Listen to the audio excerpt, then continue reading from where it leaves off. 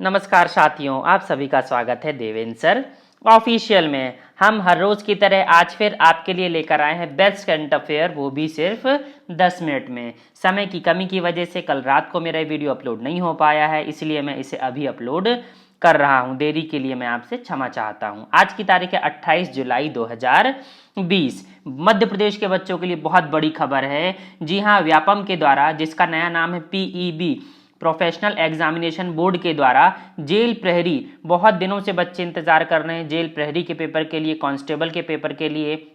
Finally paper का जो notification है वो जारी कर दिया गया है। आप यहाँ पर देख सकते हैं, आप यहाँ पर डेट भी देख सकते हैं। 27 जुलाई से फॉर्म भर रहे हैं और 10 अगस्त तक ये फॉर्म भरे जाने वाले हैं। प्रोजेक्शन है कि 3 से लेकर 10 नवंबर तक के बीच में पेपर कंडक्ट करा लिया जाएगा। इसके विषय में आप परेशान ना हो। पेपर चाहे नवंबर में हो, चाहे वो 1-2 महीने एक्सटेंड हो जाए, प्रमुख बात यह है कि नोटिफिकेशन आ चुका है, पेपर तो होगा ही और आप जेल प्रहरी बनेंगे ही। हाँ, इसकी डिटेल PDF आपको मेरे टेलीग्राम पेज पर मिल जाएगी। साथ ही साथ इस वीडियो की PDF भी आपको मेरे टेलीग्राम पेज पर मिल जाएगी। चाहे तो आप ज्वाइन कर सकते हैं। वीडियो अच्छा लगे तो शेयर और सब्सक्राइब जरूर कीजिएगा। चलिए शुरुआत करते हैं हम अपने वीडियो की। आज का हमारा पहला प्रश्न है कि हाल ही में भारतीय रिजर्व बैंक के द्वारा किस देश के साथ $400 मिलियन के मुद्रा अदला बदली के समझौता किया गया है। इट मींस इसे करेंसी स्वैप के नाम से भी जाना जाता है ना।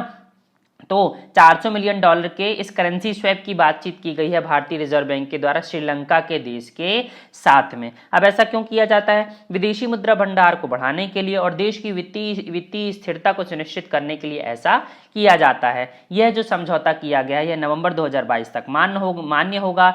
आपको पता होना चाहिए सार्क के फ्रेमवर्क के तहत ऐसा किया गया है। सार्क के विषय में आपको पता है, south Asian association for regional corporation, जिसे दक्षेस या जिसे दक्षिण एशियाई क्षेत्रीय सहयोग संगठन के नाम से भी आप जानते हैं। श्रीलंका बहुत महत्वपूर्ण हमारा पड़ोसी देश है। श्रीलंका के हाल फिलहाल में राष्ट्रपति हैं गोटाबाई राजपक्षे। इन्हीं के जो भाई हैं महिंद्रा राजपक्षे, वो हाल फिलहाल में यहाँ पर प्रधानमंत्री के पद पर आसीन हैं। यहाँ की राजधानी है श्री जयवर्धनपुरम कोट्टे और मुद्रा है यहाँ पर श्रीलंकन रुपीज। अति महत्वपूर्ण हो जाता है। आप देख सकते हैं डिटेल में मुद्रा अदला बदली, ये जो करेंसी स्वैप से संबंधित बातें हैं इसको। साथ ही साथ आप RBI के विषय में देख सकते हैं। RBI की स्थापना भारत देश में की गई थी 1 अप्रैल सन 1935 को। उस समय पर हेडक्वार्टर कोलकाता में था और आज हेडक्वार्टर कहाँ पर है? मुंबई में है।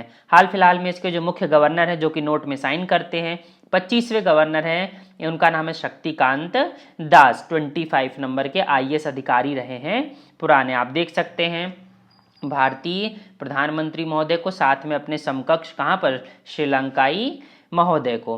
चलिए, आपको याद होगा मैंने कुछ दिन पहले ही आपको बताया था, बहुत महत्वपूर्ण प्रश्न है, UPSC के बच्चों के लिए विशेषता है कि वित्तीय स्थिरता रिपोर्ट, फाइनेंशियल स्टेबिलिटी रिपोर्ट का 21वां अंक जारी किया गया था भारतीय रिजर्व बैंक के द्वारा। यहाँ पर उन्होंने बहुत डिटेल में पूरी रिपोर्ट के बारे में देख सकते हैं आप। मैंने अधिकतर पॉइंट को यहाँ पर लिखने की आपके लिए कोशिश करी है ताकि आपको मोटा माटी की समझ में आ जाए कि इस रिपोर्ट का जो क्रक्स है, जो निष्कर्ष है, वो क्या है। भूलिएगा मत, भारत देश की मौद्रिक नीति का निर्धारण करता है रिजर्व बैंक ऑफ इंडिया और राजकोषीय नीति का निर्धारण करती है भारत सरकार। चलिए चलते हैं हम अगले प्रश्न की तरफ। अगला प्रश्न है कि भारत सरकार ने उत्तर कोरिया को तपेदिक रोधी दवाइयों, it means anti tuberculosis medicine के रूप में लगभग कितने अमेरिकी डॉलर की चिकित्सा सहायता देने की घोषणा करी है? तो भारत सरकार लगभग 1 मिलियन अमेरिकी डॉलर की यहाँ पर मदद करने वाला है एंटी ट्यूबरकुलोसिस मेडिसिन के लिए। किसकी भाई? नॉर्थ कोरिया की। यहाँ पर मैं आपको बताना चाहूंगा वर्ल्ड हेल्थ ऑर्गेनाइजेशन के द्वारा एक अपील की गई थी कि नॉर्थ कोरिया की मदद की जाए। इसी के बाद भारत सरकार के द्वारा यह कदम उठाया गया है और विश्व स्वास्थ्य संगठन के द्वारा ही वहां पर एंटी ट्यूबरकुलोसिस एक प्रोग्राम चल रहा है। उसी प्रोग्राम में भारत सरकार अपना सहयोग यहां पर करने वाली है। आपको ज्ञात होगा बहुत बड़ी मात्रा में भारत का जो मेडिसिन उद्योग है, भारत की जो दवाइयां हैं, वो पूरे के पूरे विश्व में प्रसारित की जाती है, निर्यात की जाती हैं। आपको याद होगा कि कोरोना के समय पर भी हाइड्रोक्लोरोक्विन दवाई का बहुत बड़ी मात्रा में भारत देश ने निर्यात किया था और बहुत सारे गरीब देशों को भी यहाँ पर भारत सरकार के द्वारा मदद की गई थी। इस प्रश्न में महत्वपूर्ण यह है कि हम उत्तर कोरिया के साथ भी संबंध बना रहे हैं। उत्तर कोरिया की राजधानी प्योंगयांग, यहाँ की जो मुद्रा है वो है उत्तर कोरियाई वॉन, और यहाँ के जो हाल फिलहाल में जो सर्वोच्च नेता हैं, आपको पता ही होगा, कुछ ज़्यादा ही हाईलाइटेड रहते हैं खास तौर से मीडिया में, उनका नाम है किम जोंग उन। आप देख सकते हैं किम जोंग उन के साथ में भारतीय प्रधानमंत्री नरेंद्र मोदी महोदय को, और आप क्या क्या देख सकते हैं, democratic Republic of Korea, it means north Korea को भी आप यहाँ पर सामने मैप में देख सकते हैं। अगला प्रश्न देखिए, भारतीय 4x400 मिक्स रिले टीम के जकार्ता 2018 के एशियाई गेम्स के पदक को किस पदक में बदल दिया गया है? तो मैं आपको बताना चाहूंगा, यहाँ पर बहरीन की टीम को अयोग्य घोषित कर दिया गया है, इसीलिए भारत देश ने जो सिल्वर मेडल जीता था अब उसे गोल्ड मेडल में तब्दील कर दिया गया है। अति महत्वपूर्ण यहाँ पर हो जाता है, आपको पता है एशियन गेम से बहुत प्रश्न बन चुके हैं, इस 2018 वाले गेम से भी बहुत बार क्वेश्चन बन चुके हैं, इसीलिए आपसे यह प्रश्न भी पूछा जा सकता है। मैं फिर से रिपीट कर रहा हूं, भारतीय 4x400 मिक्स रिले टीम के जो सिल्वर मेडल हैं उसको गोल्ड मेडल में यहाँ पर तब्दील कर दिया गया है। आप देख सकते हैं टीम, हमारे जो टीम के सदस्य हैं उनको आप देख सकते हैं। एशियन गेम्स 2018 का आपको पता है जकार्ता पोलैंड में क्या है आयोजित किया गया था, उसके आप लोगों को देख सकते हैं। आप इसकी मेडल टैली देख सकते हैं, मेडल टैली भी स्पष्ट एमपीपीएससी में भी पूछी जा चुकी है और एसएससी में भी पूछी जा चुकी है। नंबर पूछा जा चुका है कि भारत कौन से नंबर पर रहा, तो भारत 8वें नंबर पर यहाँ पर रहा है। साथ ही साथ आपको याद होना चाहिए अगले साल का जो हमारा क्या है भाई, मतलब अगले बार का, इट मीन्स कहने का तात्पर्य भाई हर 4 साल में होता है, तो पिछली बार 2018 में हुआ था, तो अब कहां पर होगा 2022 में। तो हांगजू में 19वें एशियन गेम्स का आयोजन किया जाने वाला है। कहां पर है भाई, ये चाइना में है। और इसके जो शुभंकर हैं, ये शुभंकर मैस्कॉट बिल्कुल अभी कोरोना के काल में ही जारी किए गए थे चाइना के द्वारा, आप देख सकते हैं कॉन्ग लियन लियन और चैन चैन। तो ये 3 ट्रिपलेट्स के नाम से भी, इसे मैं अपने डेली करंट अफेयर्स की सीरीज में कवर कर चुका हूं। 3 ट्रिपलेट्स, मैं फिर रिपीट कर रहा हूं, प्रश्न बिल्कुल 100% आना चाहिए।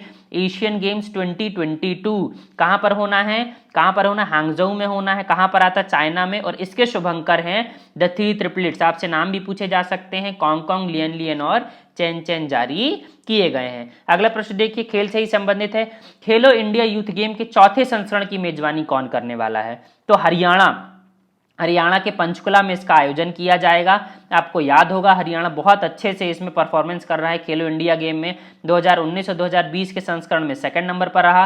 2018 में जब पहला खेलो इंडिया गेम यहाँ पर आयोजित किया गया था उसमें हरियाणा ने प्रथम स्थान प्राप्त किया था, इसीलिए इसे इस बार की मेजबानी, 4थे बार की मेजबानी भी यहाँ पर मिल गई है। आपको याद होगा खेलो इंडिया गेम बेसिकली भारत सरकार का मेन उद्देश्य है कि ओलंपिक में भारत देश की जो मेडल संख्या उनको बढ़ाना, इसीलिए इन खेलो इंडिया गेम्स की शुरुआत की गई है। इसका 4था संस्करण आयोजित किया जाने वाला है भविष्य में। हरियाणा के मुख्यमंत्री मनोहर लाल खट्टर, भारतीय जनता पार्टी की सरकार है, राज्यपाल है सत्यदेव नारायण आर्य। अति महत्वपूर्ण राज्य हो जाता है, पंजाब से जो हिंदी भाषी क्षेत्र है टूटकर बना था हरियाणा।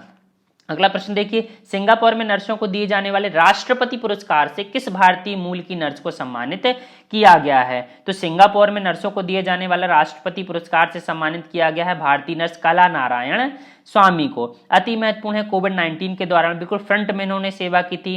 5 नर्सें थी, उनमें से इनका चयन किया गया है। हाल फिलहाल में वुडलैंड हेल्थ कैंपस में ये नर्सिंग की डिप्टी डायरेक्टर, उप निदेशक के रूप में कार्यरत हैं। आप देख सकते हैं हमारी भारतीय मूल की नर्स को। और आपको याद होगा मैंने आपको बताया था सिंगापुर में हाल फिलहाल में जो प्रधानमंत्री हैं उन्हें 4था कार्यकाल प्राप्त हो गया था, उन्होंने चुनाव जीत लिया था, 93 में से 83 सीटें जीती थी। पीपल्स एक्शन पार्टी के नेता थे ली सियन लुंग। मैं फिर से रिपीट कर रहा हूं, ली सियन लुंग, जिनकी आप फोटो सामने देख सकते हैं। छोटा सा देश है लेकिन विकसित देश है, विशेषतः मलक्का स्ट्रीट के नजदीक में होने की वजह से। अगला प्रश्न देखिए, कलाई पर बांधे जाने वाले हैंडबैंड वैली बैंड को किसके द्वारा विकसित किया गया है? तो कोझिकोड में जो स्थित है इंडियन इंस्टीट्यूट ऑफ मैनेजमेंट के का मतलब कोझिकोड, इसी के द्वारा विकसित किया गया है वैली बैंड। आपको पता है बहुत सारी कंपनीज यहाँ पर अपने अपने बैंड बना रही हैं ताकि सोशल डिस्टेंसिंग को बनाया जा सके, और कोई भी अगर व्यक्ति आपके नजदीक आता है तो अलार्म या बीप के द्वारा आपको क्या कर सके, अलर्ट कर सके। तो ये एक प्रयास है भारतीय आईएम के द्वारा। अगला प्रश्न देखिए, खादी और ग्रामोद्योग उद्योग के द्वारा चलाई जा रही कुम्हार सशक्तिकरण योजना के लिए इलेक्ट्रिक पॉटर व्हील कहां पर वितरित किए गए हैं?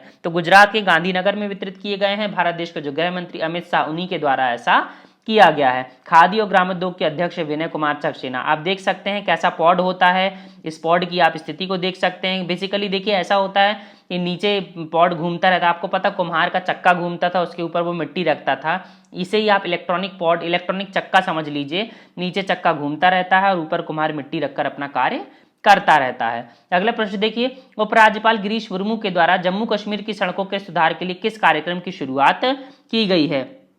तो यहां पर मैकेडमाइजेशन प्रोग्राम की शुरुआत की गई है। भाई 100% मैकेडमाइजेशन मतलब अच्छे से डामरीकृत करके चिकनी रोडें यहां पर बनाने का कार्य किया जाएगा जम्मू और कश्मीर में। नया मैप आप सामने देख सकते हैं। अगला प्रश्न देखिए, किस देश के पूर्व राष्ट्रपति बेंजामिन मकापा का निधन हो गया है? तो तंजानिया के राष्ट्रपति थे, तीसरे नंबर के, 1995 से 2005 तक राष्ट्रपति थे, इन्हीं का निधन यहाँ पर हो गया है। आप मैप भी देख सकते हैं तंजानिया का। अगला प्रश्न देखिए, 82वां स्थापना दिवस सीआरपीएफ का कब मनाया गया? तो 27 जुलाई को मनाया गया। अति महत्वपूर्ण है, आपको पता है बहुत बड़ा रोल प्ले करती है। 26 जुलाई को हमने मनाया था कारगिल विजय दिवस। वीडियो अच्छा लगे तो शेयर और सब्सक्राइब कीजिएगा। धन्यवाद।